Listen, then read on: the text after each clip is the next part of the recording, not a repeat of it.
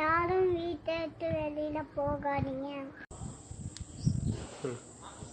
தனித்திரு தனித்திரு விழித்திரு வீட்டிலே இரு. வெளியில போனானே காய்ச்சல் வரும். அப்புறம் டாக்டர் ஊசி போடுவாங்க. வீட்டில் எல்லாத்தையும் காய்ச்சல் வரும்.